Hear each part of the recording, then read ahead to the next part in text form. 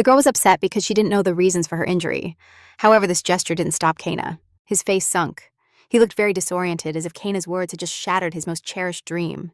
Clenched her fists every time the itching overwhelmed her to resist the urge to touch her skin. Despite living together for 7 years, the Duke's trust didn't impress Cullen, so he stated that there was no Duke's wife here, the cheerful one.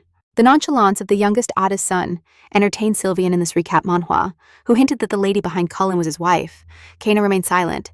She didn't have time to recover from the shock, since now Duke Valentino treated her as if their marriage had never existed. After getting off the horse, Sylvian approached Caleb to clearly state his position on the whole situation. Stopping in front of the Hades, he apologized for blocking the way, but he asserted that he wouldn't tolerate not being able to take his wife home.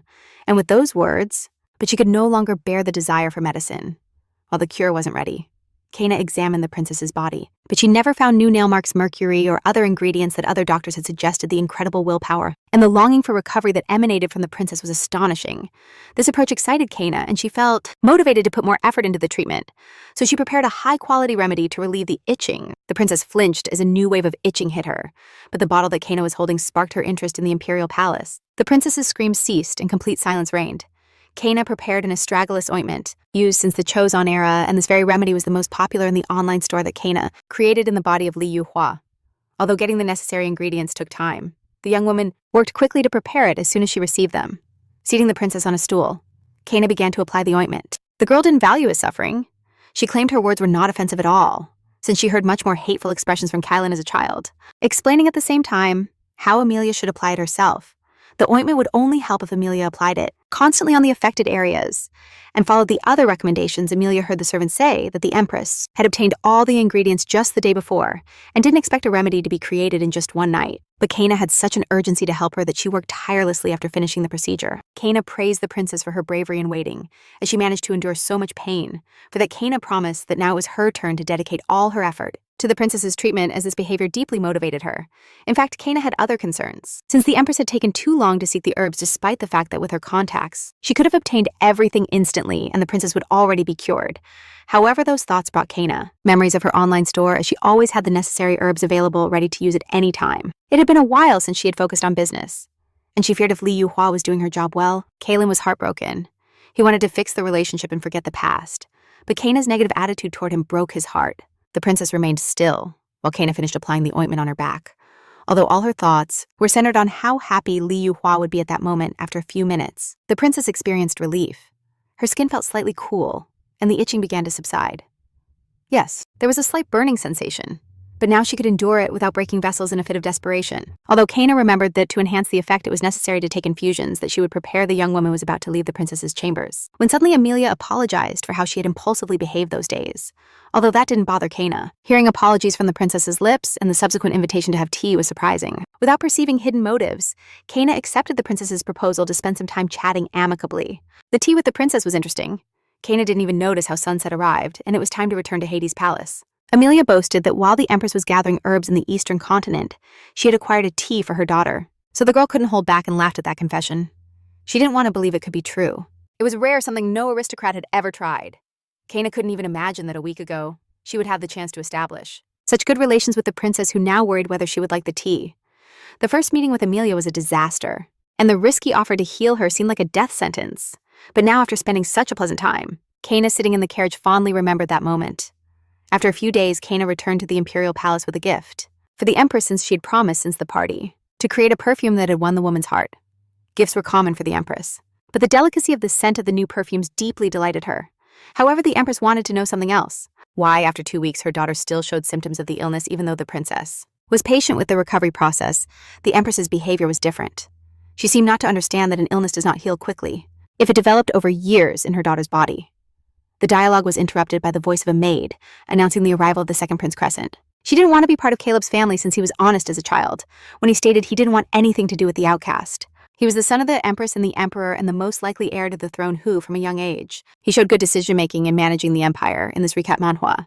The Empress praised her son for that, so his arrival pleased her. Although the unexpected visit was not something usual for her son, Crescent wanted to meet Kana, so he waited for the right moment to arrive at his mother's chambers. The boy was worried about his sister's condition, as he wanted to visit Amelia personally, but the Empress advised him against approaching her room. Suddenly, the Empress shouted at her son that he shouldn't go to Amelia's chambers, for all the walls of her bedroom were impregnated with microbes. The woman approached her son to demand a vow that he would never enter his sister's room, even though she knew Crescent rarely kept the promises he made to his mother. Kaina watched the Empress's behavior with panic. She begged her son not to have tea with the princess to avoid contracting the microbes that caused Amelia's illness. Kaina understood that the Empress's son would be the next emperor, but such indifference toward his own daughter shocked her. Witnessing that conversation was uncomfortable. So, of the family, she shouldn't be happy about Caleb's attention when he was happy and willing to talk to her. Kana decided to leave, but Crescent suddenly proposed a walk in the garden that she couldn't refuse. The boy confessed that, although he didn't attend Lillian's dinner, he had heard rumors about the beauty of the Duchess of Valentino. But while pretending to be surprised by the compliment, her mind understood that the prince wasn't acting without reason. Holding the boy by the arm, the young woman followed him. Although he was still amazed by her medical skills as they chatted, the boy continued deeper into the garden, something Kana didn't overlook, realizing she was too alert. Suddenly, Kana got scared when Crescent led her to the clearing and abruptly stopped behind her, the prince's joy at being alone. With her terrified her since she had already lived through a similar situation. It could repeat itself like in the forest. With the breaking of the carriage and the impulsive murder of the coachman with the sword, Crescent grabbed the young woman's hands and pulled her towards him. But she screamed and demanded he back off as she quickly withdrew her hands. The young woman suddenly noticed that in her palm, there was a blue crystal that Crescent had given her. The prince claimed it was an antidote, nor should she beg for forgiveness on her knees when he was upset. All of that was in the past.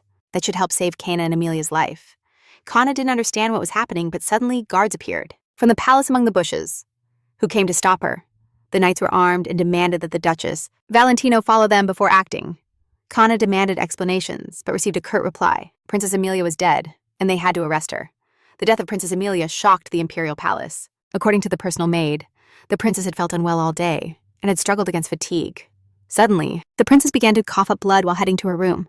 But at that moment, Amelia fell to the ground and didn't get up. Even though her throat continued to expel blood with raspy gasps, the imperial doctors confirmed that her heart had stopped beating, and the preliminary diagnosis indicated that an unknown poison had been used. Few were responsible for the princess's death, but the empress already knew who must answer for the murder. So without hesitation, she slapped Kana. The woman cursed her as she had trusted her hands with the health of her own daughter. Now they are adults who must each follow their own path. Every word hurt the boy's soul. The only thing he had the strength to do was... And now Kana had destroyed it with such a disgusting betrayal. The knights watched the scene from the other side of the cell. They were not authorized to intervene in the dungeons. A new blow resounded as the empress slapped Kana again. The young woman wasn't actively trying to defend herself. She no longer remembered how many blows she'd received, so she had no strength to justify herself. The empress argued that all food and supplies for the imperial family were thoroughly analyzed for poisons, and only through Kana's remedies. Was it possible to introduce something that killed her daughter? The young woman denied the charges again, which angered the empress even more, who needed a confession to ease the pain of losing her daughter. The empress longed for apologies, but Kana preferred to maintain her stance since her medicines had not been the cause of Amelia's death. The woman found it hard to contain herself. She firmly believed that Kana had been the last person to visit her daughter's chambers before her death. She grabbed the girl by the neck, was to ask Kana not to say those hurtful words in the cave. It was empty, that's why Caleb's whisper. She declared that Kana was precisely the murderer of the imperial family, furiously yanking the young woman's dress and pushing her aside. Such emotional actions quickly exhausted the woman. She wanted to recover a bit and ordered the guards not to feed or give water to the prisoner. Silence finally reigned in the dungeon. Kana settled into her cell, understanding that the empress had an explosive temperament. But it seemed the woman had not yet shown all her cards. These charges were not the first in the young woman's life, which is why she wasn't worried about the outcome. She knew for sure that she was involved in Amelia's murder when she was captured in the garden. They began treating her like a monster, even stripping her of almost all her clothes. Perhaps in the eyes of others, Kana was a woman who had nothing despite her family status that should have opened any door for her. The coldness of her father and the indifference of her husband, known to all, indicated that she was a duchess whom no one would ever protect. She had understood long ago that to survive in this world she would need greater strength than she possessed. At that moment, not the strength of others, but to create a power that belonged to her alone, resounded like an echo when he asked them not to drift away from one another since they lived in the same house. After the intense confrontation in the dungeon, the empress headed to Princess Amelia's bedroom. The woman needed to make sure that her daughter was really dead. The princess's body lay on the bed after the doctors examined her. No one dared to touch it. As soon as the empress saw the body, her breath stopped. Her hands trembled, and tears began to form in her eyes. The woman couldn't believe that her little daughter had ended her life like this. The mother knelt beside Amelia, trying to hear the heartbeat. Until the last moment, she wanted to believe that the doctors could have been wrong. But now with her daughter's heart stopped, the empress could only regret all the harsh words she had said. The woman found it hard to find words as she couldn't express her remorse to her deceased daughter. Suddenly, the emperor burst into the room. Upon learning of his daughter's death, his entrance startled the woman. She began to apologize for Amelia's death. Lucas Isabel was furious, not expecting such recklessness from his wife, from reaching the basement stairs, while her brother tried to convince her to go back to bed and regain her strength. But suddenly Caleb stated he was willing to be close since Kana called him when she was feeling bad. After all, only a fool would trust the treatment of someone untrained. The Empress made desperate efforts to justify herself. But even her own punishments for losing her mind and trying to save her daughter were of no use when looking at her daughter. Lucas felt defeated. His wife had always been a dominant and cruel woman, but she had never shown herself to be so foolish before. The man reflected. Amelia's death couldn't be reversed, but he could still take advantage of the tragic events. The Emperor announced that the next day they would hold a trial. Leaving his wife stunned, Lucas knew that Duke Addis and Duke Valentino were busy with other tasks, and sent on solo missions so they wouldn't receive news of the trial against Cana Valentino. The Empress didn't understand her husband's thoughts, but she already had a plan to hold the trial, taking advantage of her power and the princess's death. The Emperor stated that with Cana Valentino implicated in the murder in the imperial family, the Hades and Valentino houses would also face punishment. Since ancient times, the Hades and Valentino families, the girl stood still. She didn't understand what he meant, because she would never have called him. Kaylin noticed that the girl had gone quiet. Were descendants of sacred knights who always fought against the dark mist. The genealogy of these families was often considered more noble than that of the imperial family. This fact caused the Emperor many problems, and he couldn't destroy them. But without these families, the empire could fall into the horror of war, and to keep the Hades and Valentino families under his control, he had to act more cunningly. Now the Emperor could demonstrate who the master was of the sacred knights, as the incident with Cana Valentino would help tarnish the reputation of both families, elevating the status of the imperial family. But Cana shouldn't care that she was a special instrument in the hands of the aristocrats. For this plan to work, it was necessary to hold a public trial against the guilty one. Such an event would show the common plebeians that the imperial family still holds power over all, and Luke entrusted the Empress to take care of it. The Emperor asked not to directly accuse the Hades and Valentino families, but to limit mentioning Cana in the trial, and his wife wasn't worried about the rest, since he himself would develop the line of accusation with the members of the Supreme Court. So placing his hand over his heart, he asserted that he would always be with her, and that she should trust him because even from the depths of a dream. As a result of the trial, Cana Valentino had to be condemned, humiliated, and mocked before the aristocrats and the common citizens. But to avoid severe consequences, the Emperor proposed to his wife to condemn Cana Valentino to death. The court session was organized so quickly. By early morning, a crowd had gathered in the building. The commoners didn't hesitate to boo and mention how horrible her black hair was. But Cana paid them no mind, focused on understanding the process that was about to unfold. Behind her, there were surprised exclamations from the women who feared her black eyes. From the judicial table, a gesture was raised, demanding silence in the room, followed by the strong voice of the Empress, announcing the start of the trial. The Supreme Judge banged the gavel several times on the table, asking for general calm, then called the Duchess of Valentino to the stand where she was to defend her innocence. The appearance of the young woman unleashed a new murmur in the courtroom, but there was a man observing in silence. Unconscious, she herself called him Vlad Shenki and hoped he would take care of her.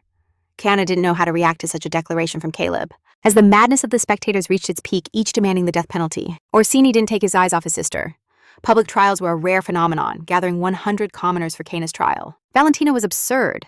The Empress watched the spectacle tiredly, not understanding why Cana reacted so calmly to the boos. Although the woman didn't know it, Cana understood her plans since such an important figure wouldn't be at a trial against an exile if the murder of the princess hadn't been orchestrated from the start. To use her and humiliate the noble families, the Supreme Judge opened the report where the Duchess Valentino appeared as the Princess Amelia's doctor. Under the watchful eye of the Empress, the judge started the hearing and asked the accused to confirm the information in the report. Cana accepted each statement since she hadn't noticed any hidden clues from the judge.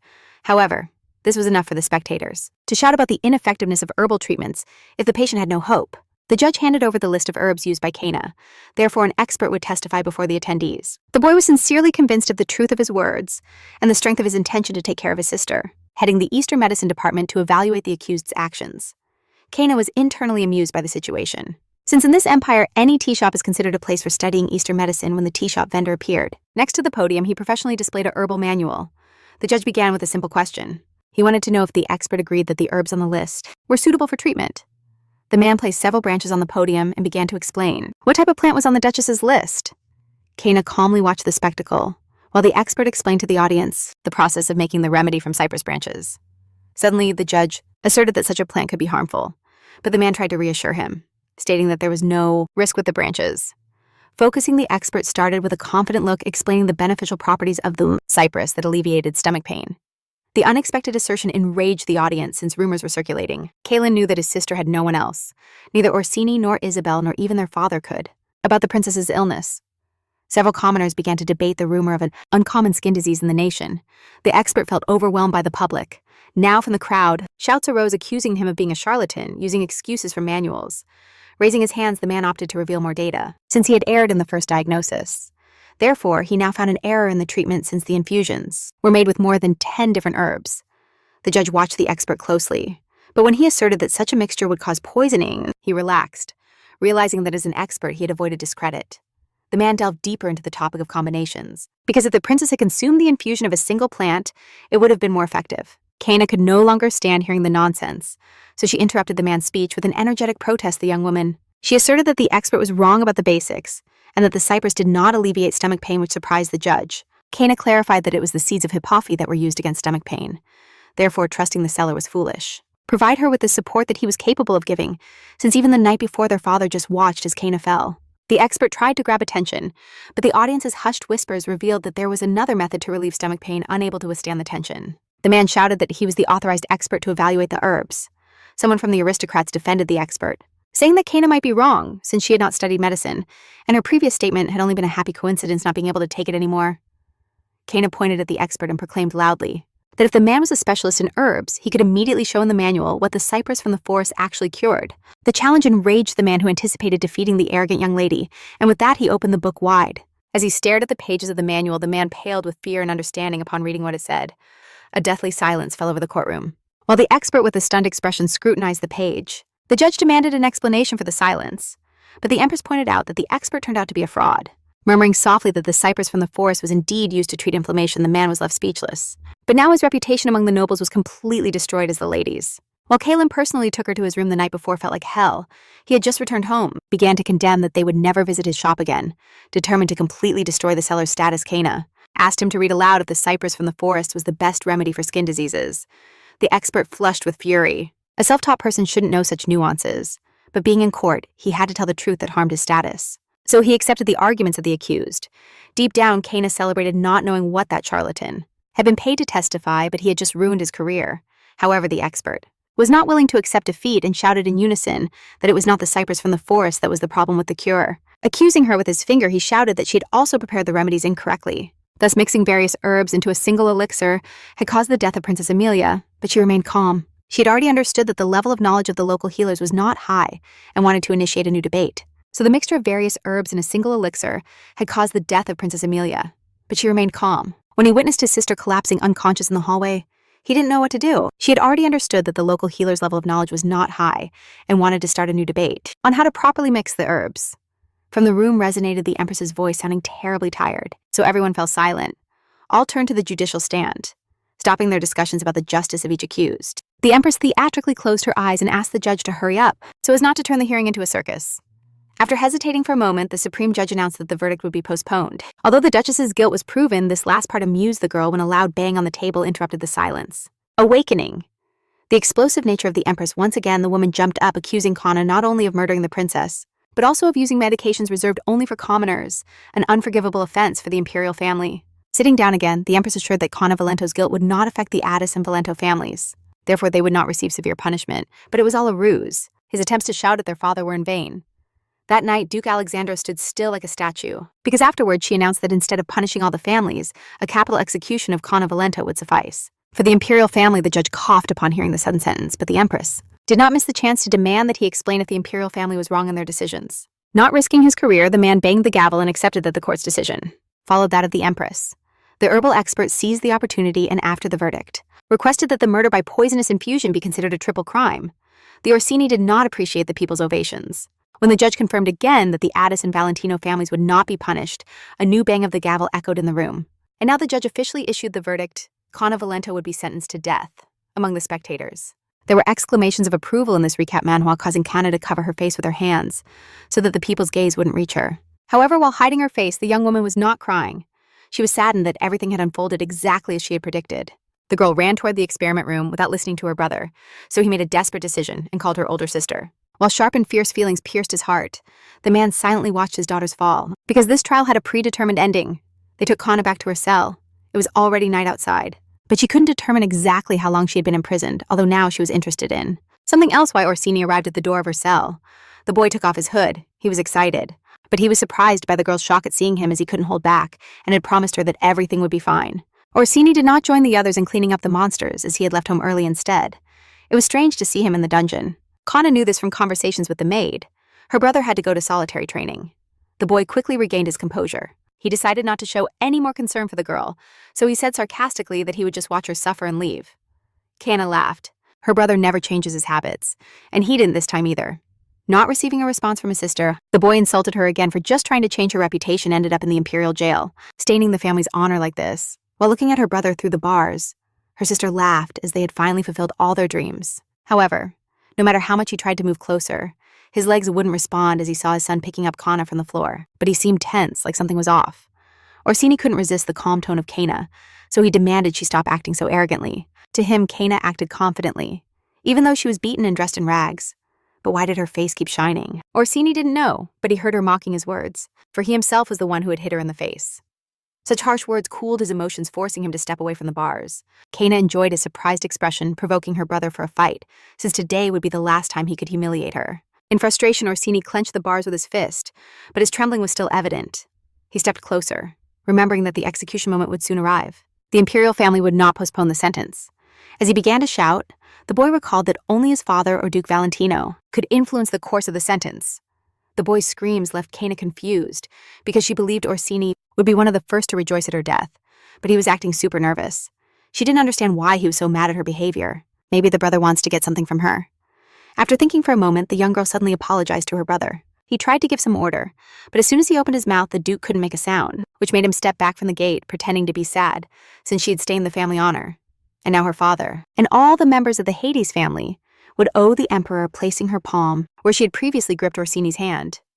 The girl moved closer to the gate, looking at her brother through the bars. She understood that her words pleased Orsini, but it was time to attack, so she asked him not to hate her so much when she died. A slight smile appeared on his face, so impressed was he by his sister's speech that he stopped pretending, but Kana could no longer disguise herself as a lady brought low by shame, and confessed she had said exactly what Orsini wanted to hear. Raising her voice, she shouted that she would never regret, nor apologize for her actions, so Orsini would not receive any excuses from her. The boy was left confused when his sister made a strange signal with her fingers. Kana clarified that with that gesture she was telling him to leave the underground, but he just laughed. Understanding that his sister had lost her mind since the old Kana Otis, fear paralyzed his throat. Overwhelmed by his emotions, the man quickly turned away. Would never find herself in a situation like this. Head held high, shaking him off. The young girl asked Orsini to leave her alone. She wanted to enjoy being crazy, but the boy just stood still. After a moment of reflection, he suddenly said that Kana should start begging him for help. This was a surprise for both, but Orsini continued and demanded that his sister beg him for help and salvation for her life. The girl didn't know how to react, but Orsini promised that if he did it this way, he would save her. He didn't expect such a twist. He knew Emilia would die. He assumed they would imprison her and impose the death penalty. But the fact that Orsini came to offer her salvation made everything much more interesting, straightening up to hold the gate and maintain balance. The girl decided that her brother deserved another conversation, placing her palm on his chest. She asked him in a pleading voice if he was telling the truth about saving her. The boy was uncomfortable. He stammered a bit, admitting that only his father would save him from execution, but he could help them escape and find shelter, then feeling strong. Orsini smiled, pointing out that everything would be possible if the father didn't reject his daughter after such disgrace. Orsini grabbed the girl's hands, realizing that after her escape, and headed to another room. Because of what happened, Kaelin was convinced that only he could take care of his sister. She could never live with the name Kana Valentine, and would have to hide her identity forever, eager for victory. Orsini became so absorbed in the conversation that his eyes burning with a crazy flame, proposed that his help would be in exchange for his sister, to acknowledge his greatness and become his servant for life without waiting any longer. He demanded Kana to kneel before him like a loyal servant before her master. The basement fell silent, after which the girl's hoarse voice completely destroyed the boy's dignity as she had manipulated him without reservations and had let him fall into her game. A soft laugh stunned the boy. He tightened his sister's wrists, but he couldn't move, furious. The girl spat on her brother's shoe without wasting any more time with him. As she stepped away from the gate, she flashed a disdainful smile at her brother's naivety. Although it was no longer the first time she put on such a show, the intense emotions made Orsini try to hold back laughter, but it threatened to burst out of his throat. His eyes remained wild, but all the younger brother's hopes faded when laughter echoed through the underground corridor, calm. But with every laugh that bubbled up in them, the pain intensified. To try to calm it, Orsini grabbed the bars of the gate and squeezed them with all his strength, bending them under his fingers. The screech of the metal made the young woman turn around, but she didn't think that the spectacle deserved so much attention. But suddenly Orsini's hand shot towards her and pulled her hard against the gate, looking down at his sister Orsini. Wanted to hear from her lips if she truly accepted death with a sweet smile. Kana proudly affirmed that she was ready for anything. That's why she didn't need Orsini's help loosening his fist. The young man pushed his sister hard and then pulled his hand as far away from her as possible. He was furious, and that anger wouldn't let him be calm, so hitting the bars once more, he murmured that he was glad that the family's disgrace, Hades would die soon and without wasting time. The boy turned, halfway around and headed towards the exit of the basement. The bang of the door announced that the visitor had left the place, and Kana relaxed. She was already bored of their shared games. Although she would never accept his help, Kana admitted that the youngest she called wasn't Kellen. The Duke's behavior wouldn't be for Kana, so it was presumptuous for Kellen. Looking at the only window in the cell, the young woman made a firm decision she would not accept help from her father or her husband. Not from anyone else in her family. She would save herself, and not even the narrow stone walls with windows would be an obstacle. For when the new day arrived, everything in her life would change. At dawn, the maid would head to Princess Amelia's chambers for the morning cleaning, but she would be surprised. Right before her eyes, the body of the princess, who had been still all night in bed, would suddenly come to life. The princess's eyes would be clear. She doesn't yet know what happened in her absence. But now the empress would definitely be the one battling for status. For with Amelia's resurrection, Valerio's counterattack begins. In the hall, the sound of breaking glass was heard, followed by the empress's screams. A completely pale maid had just burst into her chambers, but needed to inform the empress about the news. The maid nervously bowed her head and announced that Princess Amelia had come back to life. The empress remained motionless. At first, it seemed to her that the maid was playing a prank. But now things were different. Regaining her composure, the woman began to lament that such news was simply impossible. She herself had gone to her daughter's chambers to check if her heart was still beating. To think he could get even a little closer to Sohan, whom the girl had seen in her dreams. Kaylin was stunned, stammering. The maid acknowledged that after the doctor's examination, it could be clearly stated that the princess's pulse was perfect as was her condition. Waves of panic crashed over the empress. She could barely keep her hand still. But when it was mentioned that even the emperor had checked Amelia's condition, the empress jumped up from the sofa screaming that it was all impossible. The only thing that saved the maid from punishment and accusations of lying was that the doors of the hall creaked open. At the entrance stood Amelia, dressed in the same clothes her mother had last seen her in. With a restrained smile, Amelia apologized to her mother for making her suffer so much over her health. The empress couldn't pretend. She looked at her with anger, and this behavior surprised the princess, who decided that her mother was not happy to see her. Sweetly smiling, the young woman urged her mother to be happy for her holding on tightly. The empress examined her daughter's face, which now looked much better after treatment, but soon she burst into a fit of hysterical laughter. Before her stood Amelia Iseberg. Her daughter was neither a trick nor a dream, and although the fact that Amelia was a stain on her reputation, the shame the empress felt pushed her to get rid of her daughter. The empress couldn't pretend. She looked at her with anger. That behavior surprised the princess, who decided her mother was not happy to see her. He couldn't believe his sister was calling someone else, since besides Orsini and Isabel, she didn't have anyone else. Kana didn't feel like explaining further, sweetly smiling. The young woman begged her mother to be happy for her holding on tightly. The empress examined her daughter's face, which now looked much better after the treatment, but soon she burst into a fit of hysterical laughter. In front of her stood Amelia Iseberg. Her daughter was neither a deception nor a dream, and although Amelia was a stain on her reputation, the shame the empress felt pushed her to get rid of her daughter. Amelia had to be that daughter whose death would bring many changes to the imperial family, for that was precisely why the empress decided to kill her. The woman clearly remembered the day the emperor walked away from her and stated that a child born of her blood could not be sick, and the mere fact that a sick member existed would cause irreversible damage to all future descendants of her lineage. The emperor's voice echoed in the empress's mind, for then he accused her that her blood had been pure throughout the history of the imperial dynasty. But all the problems arose from the fact that in the empress's family tree, there were impurities that were now known to the world in the form of her daughter. That's why the emperor made it clear that in the 7 years they hadn't seen each other, there were new members in her life she considered younger brothers, worried about how the empress would handle the consequences if her current child ascended to the throne, and his children showed Amelia's illness. After giving her one last look, the emperor never mentioned his daughter again. But beyond that, at that moment the empress definitively lost her connection with her husband, who never touched her again. Now seeing Amelia alive, the empress remembered all the sufferings that weighed on her reputation, and that of her precious growing son. For many years, the woman killed her daughter hundreds of times, but her fantasies never came to fruition. But suddenly a girl named Kana appeared in her life, who managed to do what even the prestigious court doctors had not achieved. At the beginning of her plan, everything was simple.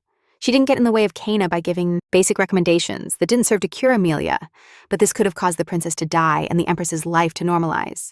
Now seeing her daughter smile at her brightly after a fleeting death, the woman panicked. Kana stopped at the entrance of the room. She didn't know why, but Caleb's plea echoed in her mind. Her head started hurting again from the screams.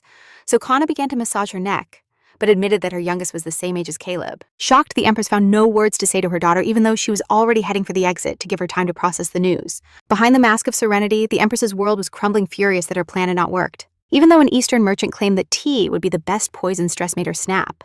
Although her thoughts jumped between worry that soon she wouldn't be able to attempt another murder, or the news of a concealed murder would spread. The emperor was right. His wife was never stupid, and now she couldn't resort to Kana twice in her plan because that would be a problem in the future. As she calmed down, she realized that she needed to take a pause to digest the gravity of the situation. Accusing Cana of her daughter's murder was a brilliant move, and as expected, the emperor even returned the power he had taken from her. But she also discovered her husband's fear of the Valentino and Hades families, so she could still come up with something to please the emperor. Resigning herself, the empress chose to wait for the right moment. It was only when her thoughts calmed down that she understood that in the meantime she had been scratching obsessively. And he was the one Cana called. Unlike Caleb Sohan as her true younger brother, even though Cana was isolated in prison, she knew that the empress would soon find out everything at that moment. The empress's spirits began to fall, bewildered by having scratched her whole body. Looking at her hands, she noticed slight redness on them. When she lowered her dress, she discovered horrible bruises of a deep red color distracted from her hands. She planned to call a maid, but suddenly understood that the red spots were the same rash Amelia had when sitting in the darkness of the room. Cana felt that her plan had worked and the empress was falling into her trap. At that moment, the empress's screams echoed throughout the palace courtyard, where she, seized by an intense itch, was scratching her whole body and screaming that she would die laughing. Cana finally felt complete satisfaction. She had launched the first attack against the imperial family. Soon her imprisonment would end, as now the empress herself would want to meet with her. Meanwhile, in the hall, chaos persisted, with the empress trying to take off her clothes in panic as she ran toward the mirror to convince herself that the illness could not get to her. But in the reflection, she realized that her whole body— The boy felt like embarrassing himself. He covered his face with his hand to try to calm down, but when he regained control, anger gave way to rage, was covered in blue spots that were starting to swell. It turned out that the empress's obsession with gifts shouldn't have been so blind, and the perfume specially created for her contained a secret ingredient. Now, Cana didn't need her father's or brother's help. She had successfully delivered the blow. When morning came, there was no execution. The verdict wasn't even fulfilled. Days later, the empress's truthful words were few, but when describing her daughter's good character, she was right. As Amelia wished to recover and acknowledged her mistakes when she invited Cana for tea, she joyfully bragged about the rare tea harvested by artisans from the East. During that tea, Amelia still didn't know that she had saved her life and Cana's, since when showing her the medicine, she immediately understood that soon everything could descend into chaos. All the harvested came from a single plant. Surprised, Cana didn't hesitate to snatch the tea can from the princess. For Cana, it was impossible for such a plant to reach the imperial palace. The girl was not satisfied with just handing over the jar to the princess, but demanded that they explain why the princess was drinking that tea. Looking once more in the container, she understood that it was Cho tea. He demanded the girl's name. That damn Kana got angry at such an insult, but Kaylin didn't care what she called him. But it had never been a medicinal remedy. The show was made from the root of a purple flower and was used to prepare poisonous infusions that simulated being the healing properties of the plant. The princess remained silent, but Cana insisted on getting answers about who had prescribed that tea and how long Amelia had been taking it. The girl thought back. She had been given the tea that morning and was advised to take it for 3 days. The girl reflected. She had been given tea that morning and was advised to take it for 3 days. After boiling the herb with boiling water, seeing the amount of tea in the jar, Cana realized that if that dose of poison was consumed, the princess would surely die in 3 days. The tension hung in the air, so Amelia couldn't hold back and asked what was wrong with that tea. But in Cana's mind, everything was a mystery. She couldn't understand why they were giving the princess a dangerous drink right when she had started treatment. If the princess died after starting the treatment, from the first meeting, the empress showed impatience in all processes and the fact that the fake who had taken his sister. Now Kaylin was shouting, claiming he wouldn't let anyone take her away. Cana had no medical training, didn't stop her, even though the woman tried to delay the start of the treatment. When Cana treated Lucy, Kaylin personally demanded a list of herbs that were delivered the next day at Hades' estate. All the remedies that Cana requested were recorded in a single manual on Eastern plants and came with illustrations showing what they looked like. Although in the West, deliveries were unstable, certain herbs were easily obtained using influence and money. But the Cho root was not recorded anywhere, and it was impossible to obtain without working in the laboratory. Cana had thoroughly studied all the manuals to then complete them with missing information in this recap manhwa.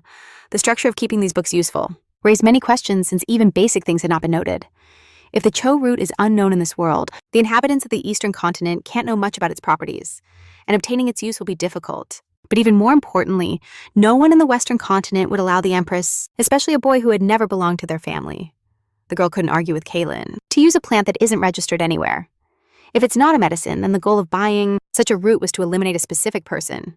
The conclusion that the empress wants to kill her daughter shocked Cana, who had a hard time containing her laughter, since if the princess died during the treatment, this would easily divert the empress's suspicions toward her. Everything had been decided from the start, but no one valued how prepared Cana was for manipulations in the aristocratic world. That's why she now had the perfect opportunity to ally the princess with her. By telling the princess all her suspicions, Cana didn't hide the terrible truth about the history of the Cho root and what it was used for, but Amelia didn't rush to interrupt the young woman's story or add comments. When the story ended, the princess's face was no longer calm. Rather, it even showed hints of resignation. The young woman didn't perceive lies in it. She looked at her hands where the itching marks were starting to disappear and recognized that she trusted Kana. The princess knew that her mother would try to kill her from the moment the empress started looking at her differently, when she had already imagined many ridiculous accusations. So she pushed him aside, looking him in the face. Kana demanded her brother disappear from her sight. The princess knew that her mother would try to kill her from the moment the empress started looking at her differently. A few years ago, for the first time, regret appeared in the empress's eyes, that her daughter became an obstacle for Crescente to ascend to the throne, since the emperor cared a lot for his most beloved son. The appearance of this tea indicated that the moment had come when the empress decided to eliminate her daughter from the family. Amelia's calmness surprised Kana.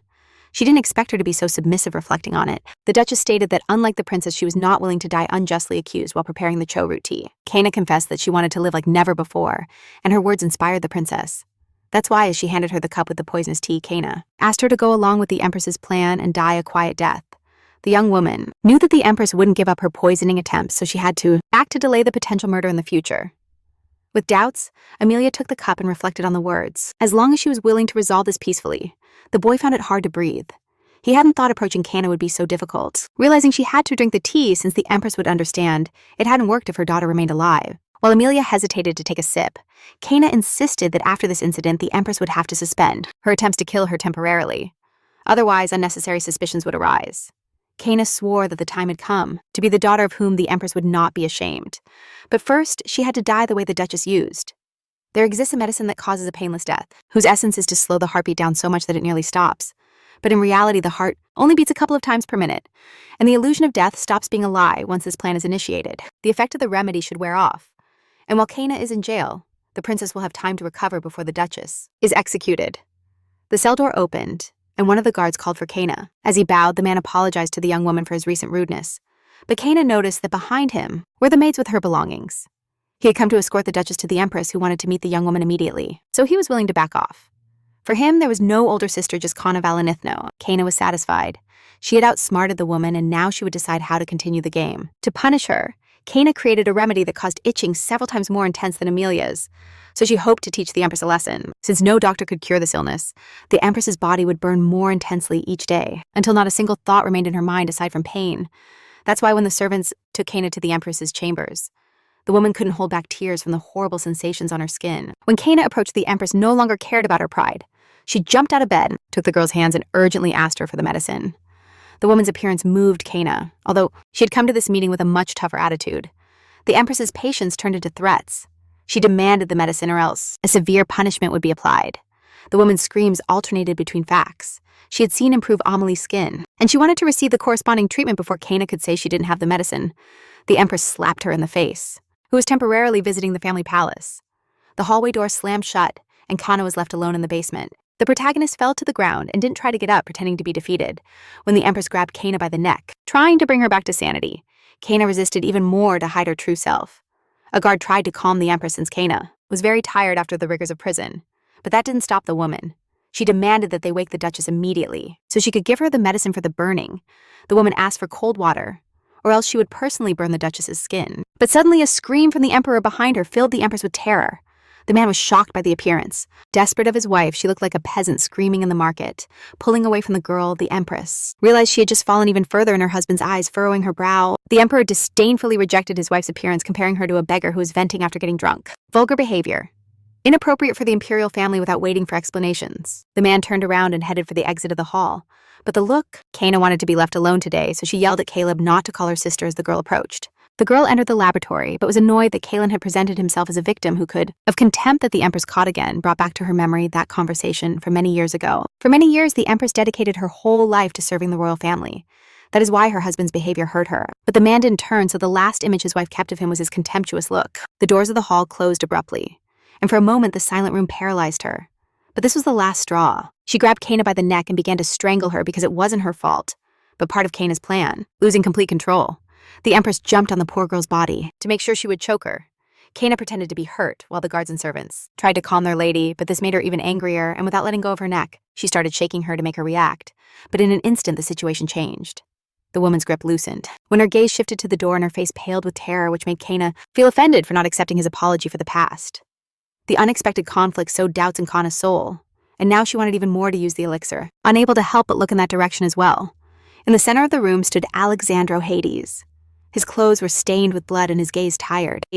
Quickly assessing the situation, the man observed the Empress's movements with his eyes. Taking a heavy step towards the woman made her even more uneasy, since everyone knew the Duke's coldness towards his own daughter. But it was Cana who was most surprised, because in front of her was her father, who seemed to have left everything and arrived. At full speed from the battlefield, Alexandro saw nothing but his daughter's face, still swollen from the Empress's blows. But when his gaze fell on the foreign hands gripping his son's neck, he couldn't allow himself to stay still. So he headed to the center of the room, waved his hand and bent it to grab the girl in his arms kneeling beside his daughter. No longer so restless but eager to take her away, the frightened Empress pulled her hands from the neck of Cana and quickly stepped back, allowing the Duke to take the young woman's body in his firm hands. After which, the man got up from the ground. The Duke, ignoring everyone, headed with his daughter towards the palace exit. Prepared for a long time, the girl tried to accept family relationships. Cana still didn't know what had just happened, but the fact that her father pulled her out of the enemy's den seemed unexpected. But somehow it felt like a normal outcome. The Empress didn't dare to stop the Duke, so Cana decided she would give him a little more time to suffer with the itch. The Duke's cart dashed through the forest, heading towards the family estate. Cana kept pretending to be injured and simulating losing consciousness. Her father's soft touches unsettled her, as he sat her next to him and rested her head on his shoulder. That seemed suspicious. Since the Duke could have left her on the other side of the cart, which was free, why had her father come to get her? If someone saw her, they might misinterpret it. That thought wouldn't let her be at ease. As the cart neared the location, Cana felt that her father regarded her as someone special. Almost opening her eyes when he gently stroked her, she waited a moment and cracked one eye open to check if he was getting ready to attack her or not, since in the last few minutes the Duke had been very still, but the man was watching her so intently. But before the body swap, she managed to prepare a poison at 14 found in alchemy books. That Cana found it very uncomfortable. She quickly shut her eyes and decided he definitely hadn't noticed the fleeting movement, which calmed her down. However, the father was not trying to pull his hand away from hers, probably because, as Cana thought, he simply hadn't realized she existed, which is why he didn't remove it. The cart was almost at the palace, so Cana determined not to open her eyes until they were home. Alexandro Hades kept staring at her, so Cana didn't understand what his true motives were. Thus, as she relaxed, she realized she couldn't change anything now, since she would have to wait until they got to her own room. The cart arrived at the family property, and Cana almost decided to rebel against herself.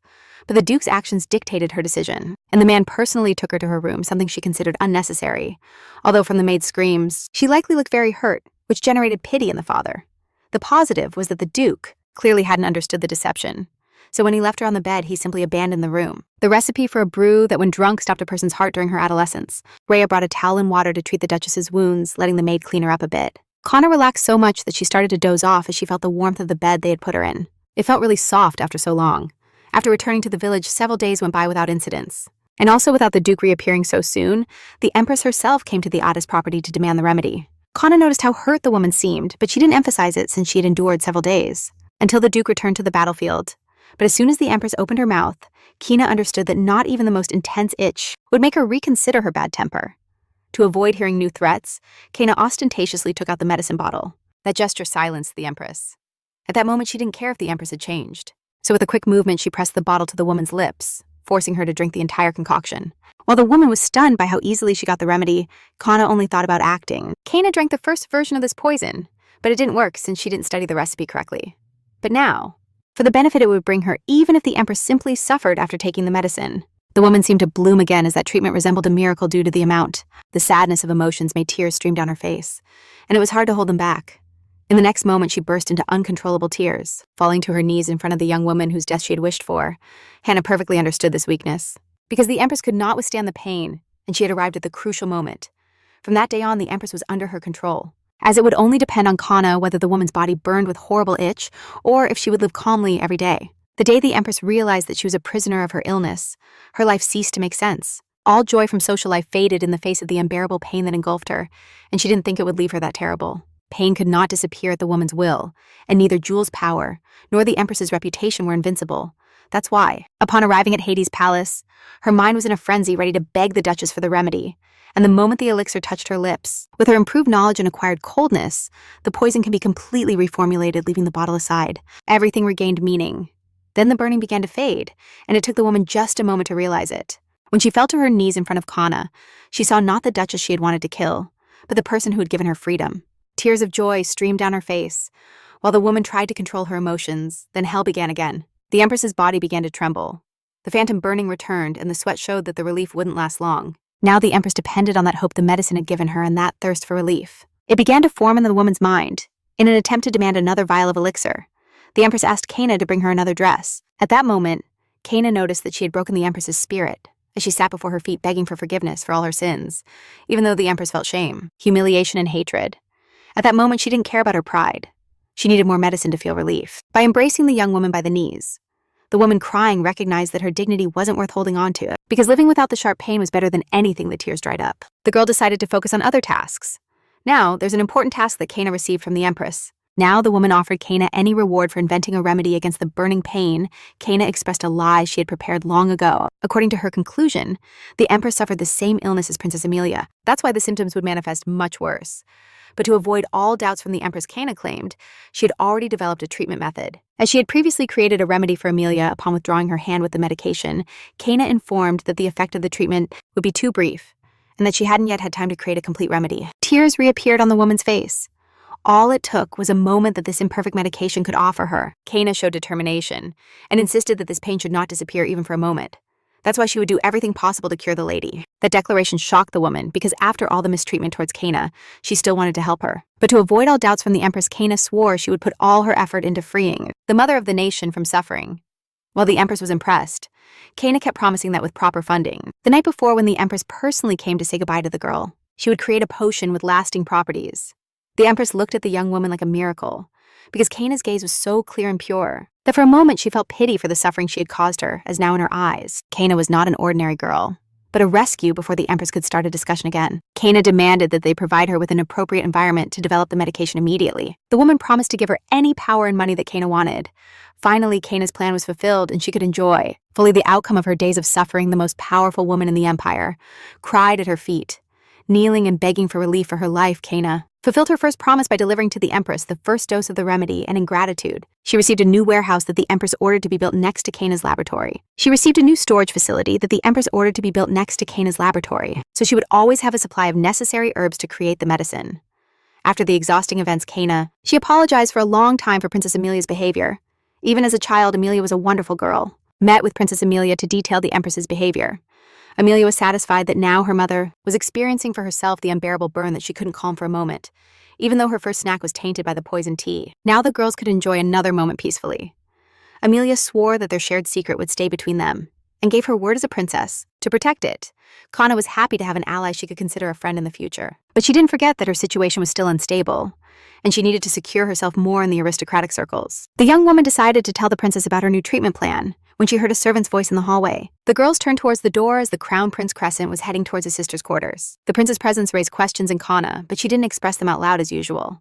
The prince radiated positivity and sincerely asked how his sister was feeling. The conversation seemed casual, but Crescent noticed his sister Lucia was happier. The boy intended to sit next to the girls when Amelia clarified if he had indeed helped the Duchess and delivered the antidote. She pushed the guy in the chest with her hands and cursed him, saying he had no right to call her sister or interfere in her affairs. But the long struggle against illness tore at her nerves, making her very irritable. The prince's personality intrigued Kana, despite being the heir he acted unusually. And the fact that he knew about the poisoning generated more concern in Crescent's plans without hiding it. The boy honestly stated that he not only suspected his mother's plans, but had irrefutable proof of a conspiracy, intending to assassinate the princess. The girls exchanged glances, although Amelia didn't expect such a detailed response. This increased her confidence in her brother in this recap manhwa. Crescent explained that as soon as he started his sister's treatment, the Empress ordered that no one visit Amelia's chambers. No matter how much the prince argued with his mother, she didn't lift the ban. So Crescent couldn't approach his sister and sought a way to deliver the antidote through the Duchess. But his mother is cunning. That's why she was always one step ahead, and Kana was captured before Crescent's plan could materialize. Kana found the prince's motives ambiguous, while Amelia pretended to ignore her mother's plan. Crescent spoke openly about the covert assassination. However, before Kana could process all the facts, the woman set aside her sad thoughts and asked Kana to make a promise. As a doctor, the prince formulated the key question for which he had come. He cared to know his sister Crescent's decision. Promised to be a witness if Amelia decided to carry out the attack and punish those responsible, noticing the perplexity in the girl's eyes. The boy asked directly if his sister would file a complaint with the emperor, with his palm over his chest. He swore that he would always follow his sister's decisions. Kana was stunned by the firmness of the statement, something she never imagined hearing in a conversation like that. Upon observing the boy more closely, she understood that he came to prevent all of the princess's attempts before they could materialize. Not only Kana understood it, but the princess herself, used to imperial manipulations, also perceived the true purpose of her brother's visit. Besides the Addis and Valentino families in the Western continent, there's the Mercy family, whose influence in the commercial sphere is so great that many empresses have emerged from it, and the current one is no exception. The head of the Mercy family is the younger brother of the Empress, so close to his sister that her will becomes the will of the entire family. She would do her utmost to help the imperial family. Upon parting, the woman noticed that the fragrance of Kaina's perfume, starting a conspiracy against the Empress, is equivalent to challenging the entire Mercy family. Currently, Crescent is under the protection of her mother's family, and if a conflict arises, she will lose her main ally to reach the imperial rank. The prince is at the epicenter of the struggle for the throne, and acting against his family and mother just before such an important event does not seem like a calculated strategy. The prince's intentions were unclear to Kaina, who felt he was trying to test Amelie, and wanted to find a way to convey her suspicions to the princess. But Amelie was no fool, and before accepting anything, she pretended not to understand what her brother was talking about. This statement surprised not only Kaina, but also the prince himself. While taking a sip of tea, the princess stated that although the empress tried to poison her, she did not understand her brother's insinuation about accusing her before the emperor. The prince understood the move when his sister asked him to stop expressing such nonsense, as any servant could misinterpret them.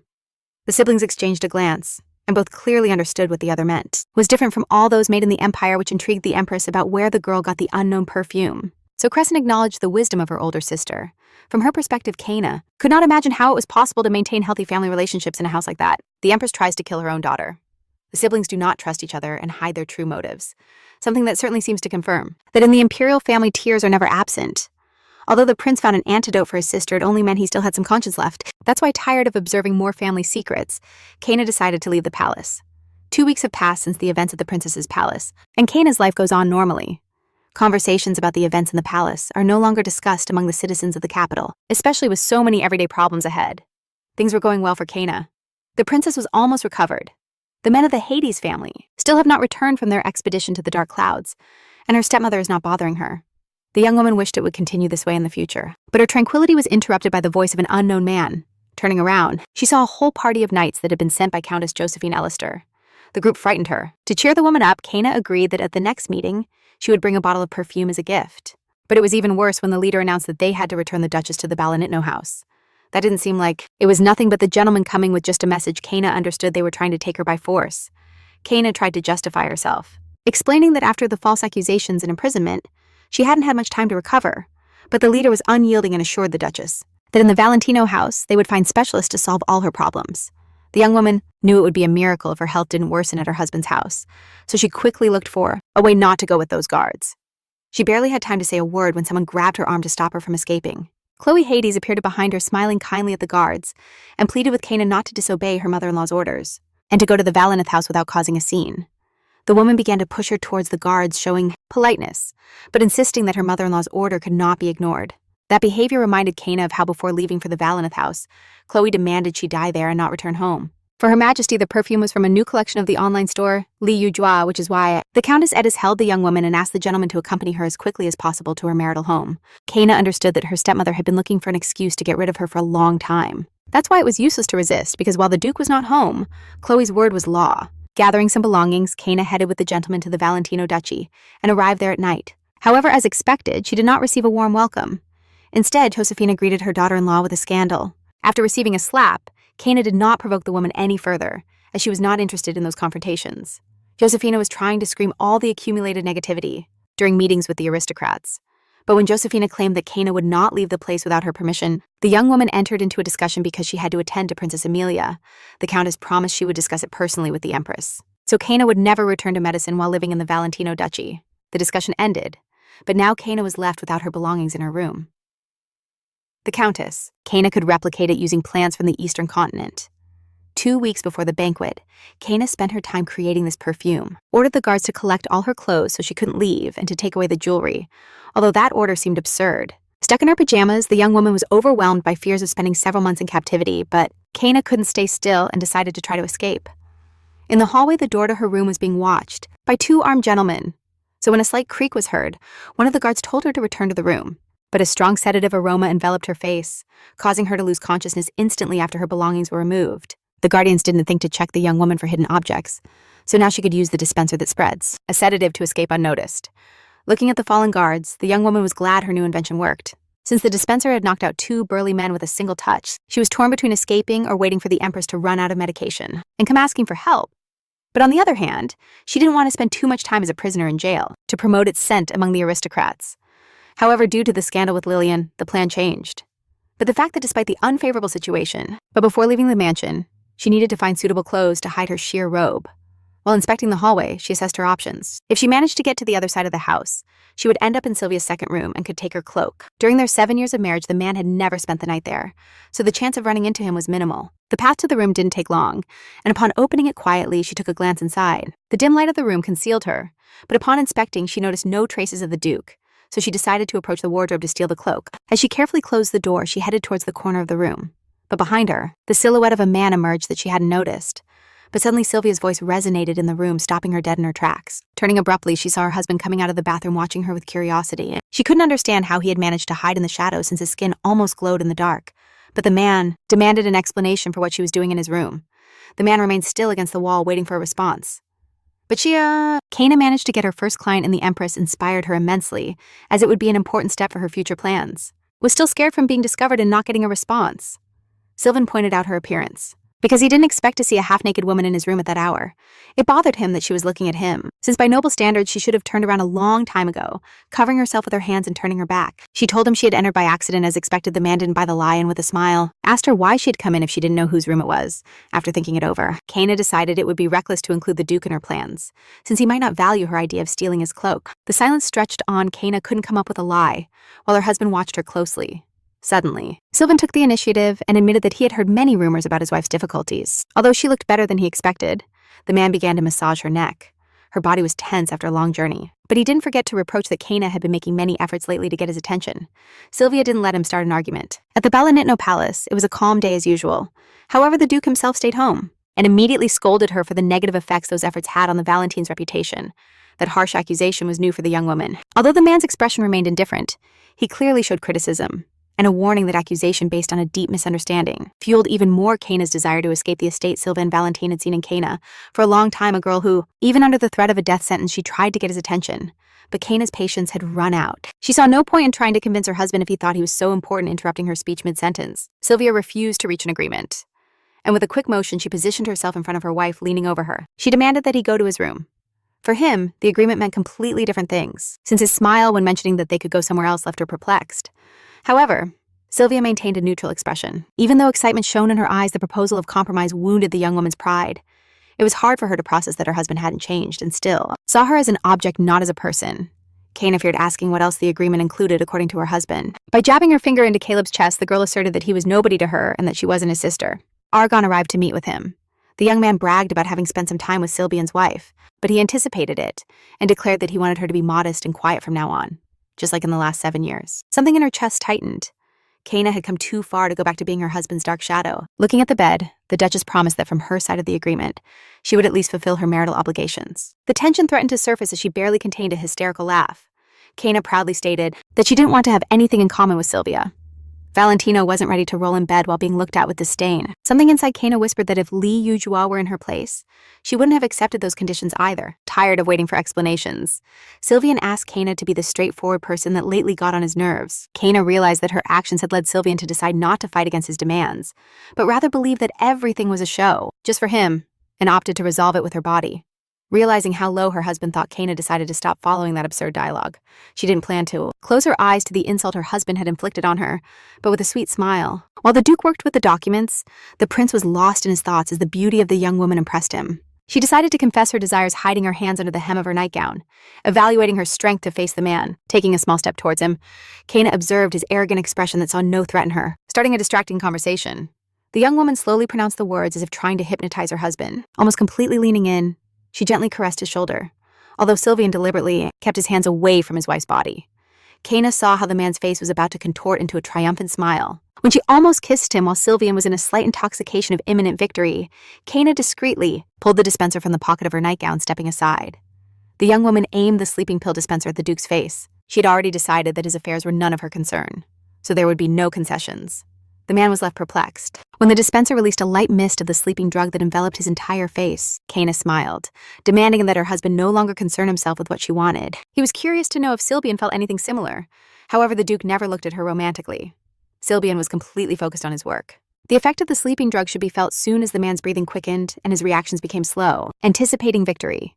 Kaina, with a sparkle in her eyes, made sure Sylvian finally fell to the ground. This aroma, sedative, was capable of taking down even young gentlemen. It would surely work on the Duke. Kaina smiled, knowing he would end up lying in his bed while she stole his cloak and escaped from the palace. Not everything was going according to plan, since before the sleeping drug worked faster, but now its effect was prolonged. The dark mist still covered the Duke's face, even though he remained calm, trying to wave the aroma away with his hand. When the mist dissipated, Cana, horrified, realized that her husband's gaze was clearing, as if the dispenser, instead of putting him to sleep, had stimulated him, causing the young man to look slightly unhinged, demanding an explanation for what had just happened. To him, it seemed like a failed but potentially viable attack. Deciding that the dispenser had released less aroma, the young woman, panicking, quickly raised her hand, and a new dose of the sleeping drug hit the Duke's face. He observed the scene unfolding before him with curiosity, as it wasn't common. Even when the prince joked that he shouldn't feed hopes to women or start a relationship with a man, the prince, to see such bold attempts at revenge from his wife. Suddenly, the liquid inside the dispenser ran out, and he realized that this method wouldn't work on Sylvian, so he actively struggled to come up with an excuse. Internally, the girl trembled at the imminent threat, but decided to verbally attack Sylvia, so that she wouldn't suspect for a moment that something was wrong. Disguising herself as a loving wife, the young woman assured that this remedy would help the Duke rest well, since he worked so much that he shouldn't be tired when making important decisions. They both knew everything said was nonsense, but Sylvian pretended to care about the girl's concern. Realizing she could no longer fool him, Cana lifted the dispenser to pour the rest of the potion, but the man's hand caught her wrist. She had never felt her husband's strength before, yet his grip on her wrist was like steel. Her futile attempts to free herself did not immobilize the Duke, so he easily snatched the dispenser from her hand, laughing for the first time in 7 years of marriage. Sylvia applied the dose of sleeping drug. During all their time together, it was the first time the girl acted, wanted to share in detail his encounter with the Duchess, but wanted the Duke to be the one to ask about it. Suddenly, strangely, although Cana tried to hold her breath to resist the effects of the sleeping drug, it proved ineffective. Her eyes blurred a bit, but she wasn't planning to give up so easily, since her pride still remained. But in reality, it was very simple. The sleeping drug was of excellent quality, and the girl lost consciousness instantly, so Sylvia managed to catch her when she fell off balance. The last thought in her mind was seeing her husband smile triumphantly when she finally fell into his arms. Although it was different from what she had planned for a long time, Chloe had been able to have a cup of tea without worrying about the presence of a stranger in her house. She was exhausted from the time Cana spent in the castle, so even those minutes of peace helped her relieve stress. After all, Countess Elister volunteered to take on the problems left by her stepdaughter. A maid entered the living room and informed the Duchess that the Duke, Otis, had returned from his mission and was already in the castle. This news eased. Argon claimed he had used the sword against the Duchess, and that information made Sylvian stop writing the letter. Now life in the castle should resume its course, as it was before Cana returned, while Chloe, she walked through the halls toward the Duke's room in this recap manhwa, reflecting on Alexandra's cold character, although they were a couple they never shared. A room, and even when they did, their encounters lasted a maximum of a few hours. But the woman accepted it, since not only did she receive such a small portion of attention, but the fact of having the status of receiving her husband after a military raid gave her satisfaction. Alexandro Hades was indifferent cold to others, and although many years had passed of living together, his habits remained the same. And even now, when his wife entered his room, he was indifferent to her presence, immersed in his thoughts, that he tried to calm with a glass of alcohol. Chloe stood behind him, not knowing his mood. She greeted him kindly as always and offered to help him bathe. The quick rejection that Alexandra didn't even consider didn't discourage Chloe, as she knew her husband so well that she didn't need to ask about his needs. Sitting in one of the seats, the woman praised him for keeping calm. The man got distracted from the documents, and then looked up at the prince sitting at the other end of the office, even after returning from the monster refuge of the Black Smoke. But as expected, she received silence in response. For Chloe, it was important that her husband worked hard and protected the balance in the lands of the Western continent. But the man took another sip of his drink without bothering to comment on the compliments directed at him. The status of their marriage was one of Chloe's dreams. In the Empire, everyone knew that the Hades families in Valentino were descendants of paladins, sacred knights from the era of magic. Thanks to these families, the Western continent had not yet suffered the fatal fate that fell upon the southern lands years ago. Of course, there existed a sacred temple in the Empire, but its role in the fight was not as strong, since only the descendants of the paladins faced the real monsters of the Black Smoke. That's why they were so respected among the people and the nobility. This need for recognition drove Chloe. She was willing to forget her pride and happiness so that her husband could keep defending the Empire, while she would do everything possible to protect him from external and mundane troubles. While watching her husband, Chloe promised him that, after such a hard day, she would take care of everything. So the question of whether the Duchess was dead echoed in the room, which amused the prince. Wouldn't have any distractions while recovering his strength. But Chloe made a mistake by starting a conversation about Cana, as she assumed it was because of her that the Duke didn't feel comfortable at home. But upon hearing his daughter's name, the man fixed his gaze on his wife, demanding explanations. The woman was surprised because she had never before. Alexandra had looked at her with such intensity. Now his gaze unsettled her even more than usual, and flustered, she tried to improvise a response, since he clearly expected an explanation, and he only showed such a look in those moments. Chloe's confidence wavered, and she decided to focus more on the Valerio family, reluctantly recounting that she had sent Cana to the marital mansion at the request of the Countess. The woman was left with a bad taste in her mouth. She had never had to give explanations to her husband about her actions at home. So backtracking, she promised that Kana would never again appear in her house. Noticing her husband's head down, Chloe began to suspect that something had slipped past him, as it was impossible for Alessandro Adis to suddenly show interest in Kana being impartial with everyone in the empire. The news of Kana's departure shook Caleb, who pretended to have actually done it. A thick atmosphere of tension surrounded Sylvia. He couldn't believe that his sister had silently returned to the Valerio home without anyone noticing. The boy demanded an explanation. If it was true that she herself had decided that step, but Chloe swore she hadn't kicked the girl out of the house, Kaylin was confused. His sister had returned home to request a divorce, and now she was leaving unexpectedly without warning. But he was interested in another matter. Rumors that Kana had almost been executed were reaching his ears. However, Isabel cut him off and asked him to forget the dirty past. Now it was Valerio's problems. Sensing a trap, the boy asked his mother if the father knew about all the incidents. Chloe remained silent. The Duke's icy gaze, still embedded in her mind, wouldn't let her justify herself to her son, so she convinced him that all her actions were for the good of the family. Kaylin did not hold back. He still didn't see the connection between his sister's actions, but Orsini suddenly laughed. He had already drawn his conclusions. For the older brother, it was amusing that after the Duke Valerio's pursuits, Kana had returned to him Orsini, declared that it had all been a plan from the beginning, to attract attention to himself, since Sylvia never treated her warmly. But he didn't return to his work since the debate over his wife's life intrigued him as he sensed problems approaching. And this cruel truth deeply impacted Kaylin. But Orsini lost control, drank several glasses of alcohol, and felt an even greater bitterness for having been foolishly used in a joke so seized by rage, he crushed the glass in his fist. Isabel moved to the other end of the sofa. At that moment, he couldn't control his actions, and the young woman knew the possible consequences. Orsini was convinced of the absolute rejection towards his sister. He was sure that to win Sylvie's heart, she had risked her family's prestige, remembering their encounter in the dungeon. The boy assumed that precisely because of the hidden moves of Kana, she rejected his proposal. Now Orsini understood that instead of him, they wanted to see Duke Valentino, who had to save Kana from her confinement. The older brother was upset by Kana's choice, who opted for a husband instead of him, and as he got up from the sofa, he tried to leave the room. But Kaylin noticed that among his close ones, there had been a fight from the hallway. Orsini was shouting, asked his brother to tell Kana that next time he wouldn't be so nice to her as she thought the conversation ended quickly. Kana held back tears of resentment. She didn't want Caleb to taint her memories of her real family. The prince began to justify himself, saying that the Duke's wife was alive, and that he had only killed a spy. So Kaylin went back to the office and took out the contract he had signed with his sister. It bothered him to see how Orsini was being emotional since Kana's arrival, although his brother's anger didn't give him clues about the dispute between them, although he also received angry words from his sister that dismissed his efforts to improve the relationship. Kaylin didn't rush to storm the home.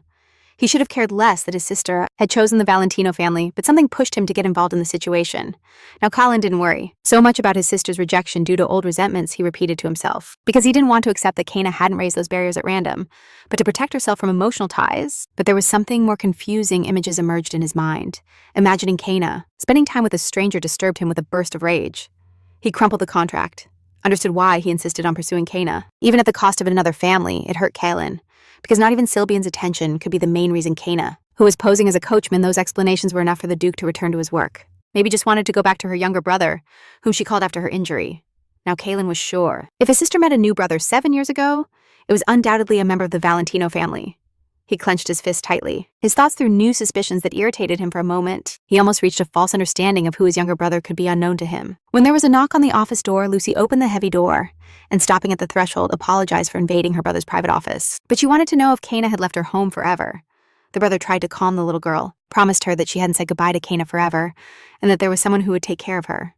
Of course, it hurt Kaylin that his sister had developed a trusting relationship with Kana, who took good care of the little girl's health.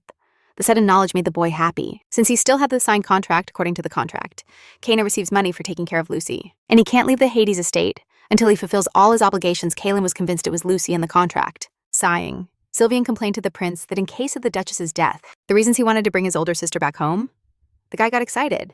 He promised Lucy that today he would bring Kana back home since he had a document that she couldn't violate without wasting time. Kaylin started getting dressed to drive to the Valentino estate.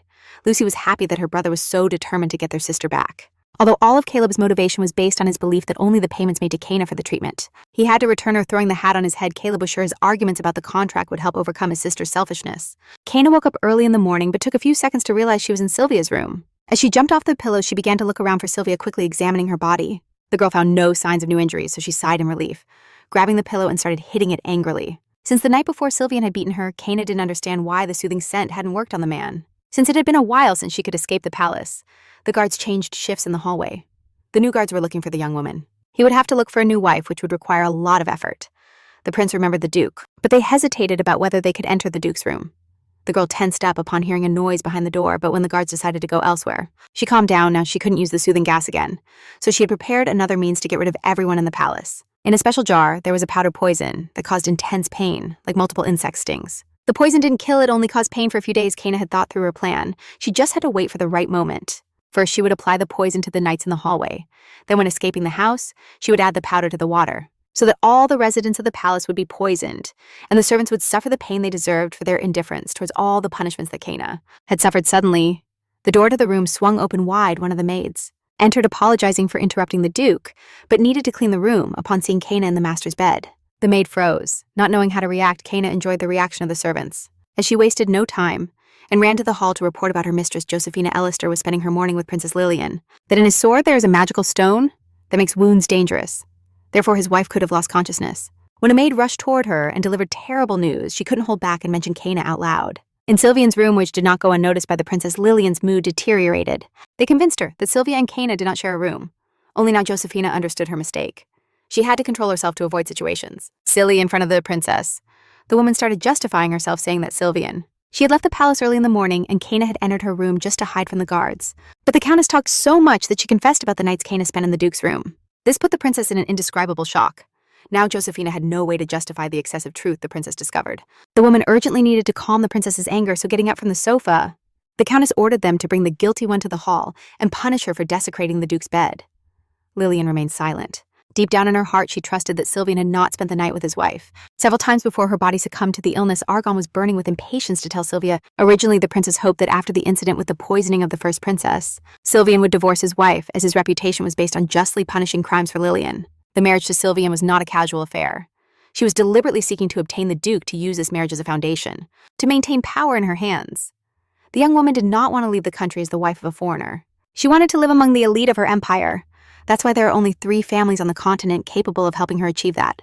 The Mercy family was not an option for her due to their relationship with the Empress. And although the Addis family has several children, the Duke, Addis, is so wealthy that his children find it hard to obtain a title higher than their father's. In all cases, only the Valentino family remains. Less numerous, the Duke is married, but that marriage will soon dissolve, and it's unlikely that Kena can give him an heir before it happens. Lillian's plan was simple: just give the Duke a child, Valentino, to gain support and power.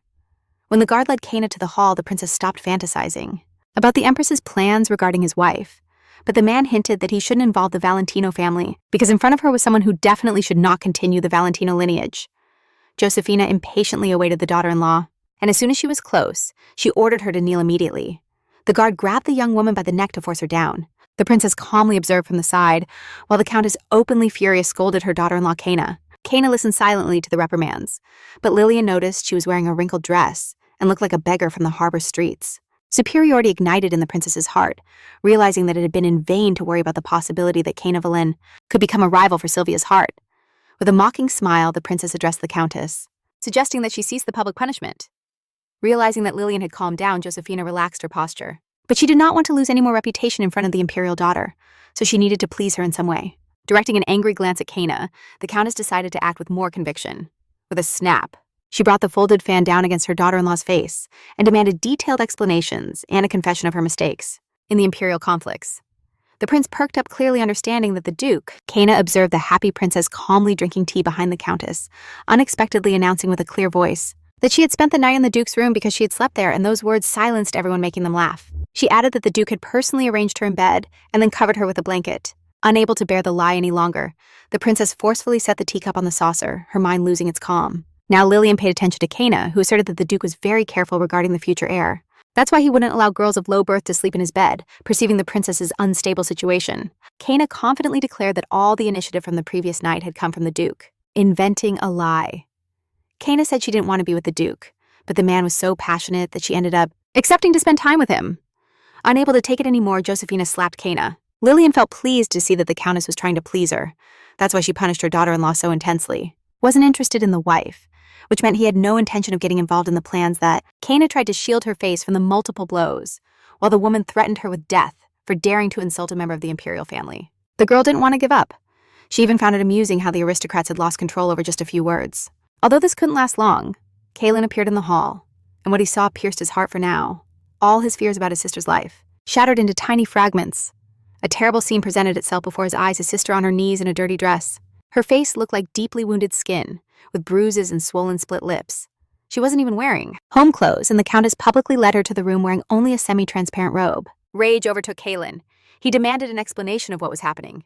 Now he understood that in the Valentino family, there wasn't merely a conflict between his sister and her mother-in-law. Josefina was stunned. She had let her emotions take over so much that she forgot prudence. The appearance of the second son of the Hades family was a surprise for the woman, since no one from that family had visited them before. And if Kalen understood correctly, this would be proof that in the Valentino family were brewing in the imperial palace. The unpleasant events for Kana had ended. He no longer saw his father in the halls of the estate, Caleb. They fostered violence. But Kana was not valued in the Edis family. Otherwise, over the past 7 years, they would have intervened more often. Once she calmed down, Josefina stated that as long as Kana was part of the Valentino family, she had to follow all the rules and sometimes face punishments to eradicate her bad habits faster. Kalen was not convinced by the woman's calm tone. He didn't understand such a way of freeing people from bad habits. The boy exclaimed that no one should leave their sister kneeling in the middle of the room wearing only a robe. Josefina noticed the insistence of the youngest of the Hades, who due to his youth, did not perceive the obvious norms of the world, aristocratic. By the woman's expression, Kana understood that she was very displeased. It had only been like this once, when she first caught her daughter-in-law in the Duke's office during a meeting. Then Kana didn't want to damage her husband's reputation in front of other aristocrats, even though the Duke refused to receive her. However, that was the last straw for Josefina, who for the first time hit her daughter-in-law in the face. Before the Countess limited herself to insults and light punishments, just because she was once his sister due to excessive impulsiveness, Kalen stood still, not knowing how to react to what he heard. Didn't pester him with questions about why he had a new family there where Kana didn't want to live. But she had never resorted to violence. Josefina's act was impulsive, something she herself didn't understand, how she dared to touch Alexander Hadis's daughter in such a disgusting way. But Kana showed her mission. Apologizing to the woman made her understand that now all limits were erased, and her fears of a family conflict left Josefina's mind. From then on, they punished her repeatedly. But each time the consequences didn't reach Josefina, since no one tried to oppose her.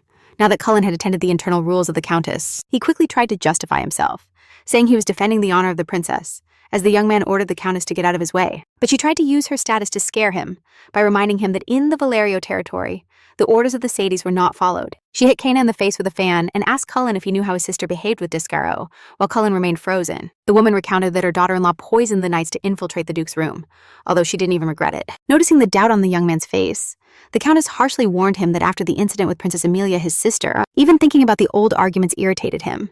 But now that the tensions in the Hades house had decreased, had embarrassed the Valerio family, and had not yet received punishment, Cullen remained silent. His gaze turned to his sister, who was still kneeling listening to her mother-in-law's anger. When his sister turned to him, her face looked so calm as if she hadn't just been hit. That would be Cullen's heart. He didn't understand why she was so calm, if her face was hurt, and she looked tired. But more than anything, he didn't understand how in that situation she kept her stance, and didn't ask for forgiveness or help at any moment. It seemed to him that even he was unnecessary in that dispute.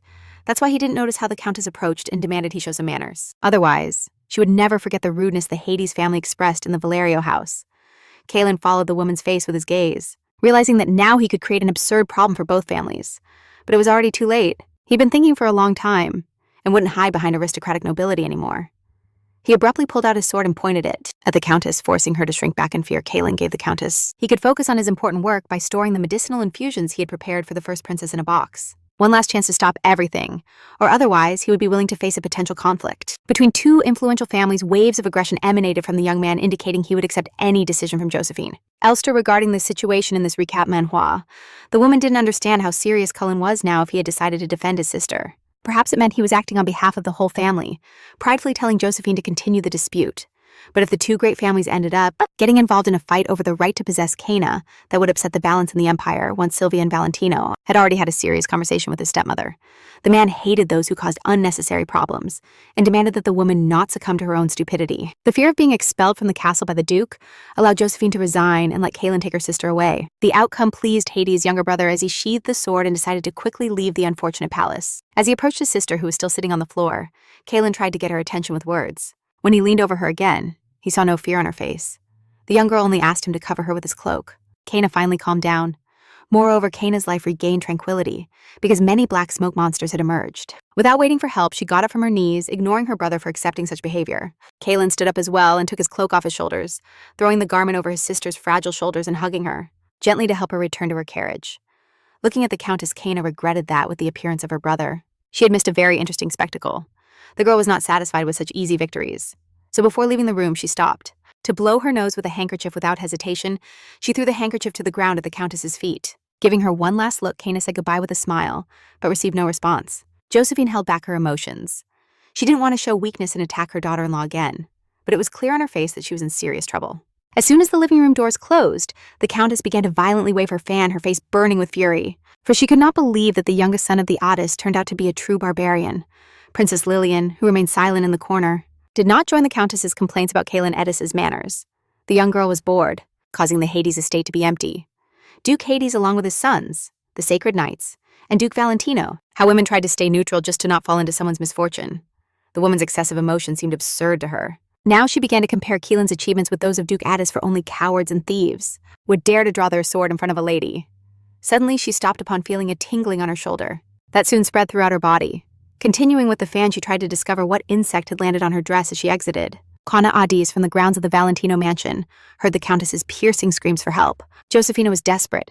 It seemed to her that tiny yet painfully biting insects were attacking her from all sides. She tried to get them off, but it was useless, so she urged the servants to help her. When the maids began to inspect the dress, the Countess's abrupt movements prevented them from doing it properly. That's why the maids didn't know what to look for, as there were no insects on the woman's dress. The Countess's voice broke and turned into a howl, after which she began tearing her clothes off just to relieve the pain, although Kana regretted leaving the Valentino palace, set off to war against the creatures. Although the departure of the Saddies brought calm, the therapy with the princess. Before the uproar started, the young girl was looking out the window with a bored expression. Her plan was working again. But she was already tired of someone intervening each time and taking away her feeling of triumph. Before the guard caught her in the Duke's room, Kana managed to prepare the toxic powder for use. Along with the poison, the young girl hid the antidote she kept in a bottle with a soothing aroma when the maid that she found ran to tell the Countess, who applied the antidote to her skin, to avoid falling under the effects of the poison. She never allowed Josephine to hit her unless it was necessary to achieve her revenge. The Countess easily fell for the provocations, so she started moving her hands and waving her fan, which helped spread the powder all over the room. Now the Countess Elster will have to suffer for a long time with itching and irritation that will surely affect her nerves, even if she screams for help. No one would understand what calamity haunts her, since the effect of the poison seems like madness, and no one will know which insects she mentions. Even trying to imagine the chaos that is happening now generated stress in Kina's life, especially when she couldn't hold back and in anger smashed vases. In the Valentino palace, she didn't like Kana, so Kaelin didn't understand why his sister was so upset. The cart passed the first fork in the clearing of the forest when Kana finally decided to ask why her brother had come to see her, but he was prepared. So he proudly declared that the young woman had broken their agreement. Reflecting, Kana realized that it had been a while since she checked her agreements, since she had many tasks. But she didn't know why she had started provoking conflicts with Valentino, if now Lucy was healthy, and no diseases had passed for a long time. That unbearable insistence irritated her because it would surely become an obstacle in the future. Kaelin hoped that mentioning the contract would have at least some effect on his sister. However, her distant attitude towards his initiative saddened him, so he hesitated. If she would respond to his main question. Hesitating. The boy timidly asked if Kana really thought of him as a horrible man, which surprised her a lot out of frustration. The boy clenched his hands, still remembering the look with which his sister received him at the Valentino palace, and he knew for sure that she was not happy at all to meet him. Amelia tried to follow all the recommendations and not touch her skin excessively, but the itching burned unbearably. But more than that, he was bothered by Kana's resignation to the Countess's actions, as if after many years in the Valentino house, it was normal for her to resemble a dirty animal that needed training to confirm his conclusions. Kaelin demanded that his sister admit what she lived in the palace. His words did not move Kana. So with a heavy sigh, the boy covered his eyes with his hand because without a direct confession, it was clear that his arguments were true. Now Kaelin wanted to know why his sister endured such humiliations and hadn't told him. But that unusual question left her stunned with a mocking smile. She asked ironically what the Hades family would do to change the situation without trying to deceive Kana. Acknowledged that life in the Hades family and in the Valentino house was the same, and they differed in nothing for 7 years. Liuha survived in her husband's palace, and not even those tribulations made her return to the Hades to beg for help. Memories of the past constantly surged in Liu's mind, and she clearly knew that her life with Valentino. Today, Kana attended the 5th review. Each visit began with desperate screams, and each visit also included loneliness that Liu accepted only meant that he perfectly understood that his family would never be on his side when things went down. He started yelling at his brother that ignorance and mockery had been part of his life. So he shouldn't worry about that now, but when Kaelin demanded he explain who had treated her that way, he didn't hold back and threw everything about his family in his face, accusing him of misconduct too. Kaelin was left speechless since he had never laid a hand on her, but his sister didn't want to hear it. Since violence isn't just physical, after calming down a bit, she asked her brother to promise that their words and the incident on the farm would stay between them. Kaelin's hands were shaking now. He couldn't stay silent. He had to tell their father everything. His brother's naivety amused him as he imagined how his father would do nothing when Kaylin, with tears in her eyes, presented evidence of violence against his daughter with a serious look. The young woman assured that her problems were now only hers, and that no one should get involved in her affairs. The brusque tone threw Caleb off. At least one broken vase in a fit of rage. However, the princess never tried to hurt Kana, avoiding projecting her frustration onto the doctor. But he didn't even know what to say, as a completely new world opened up against which his sister had fought.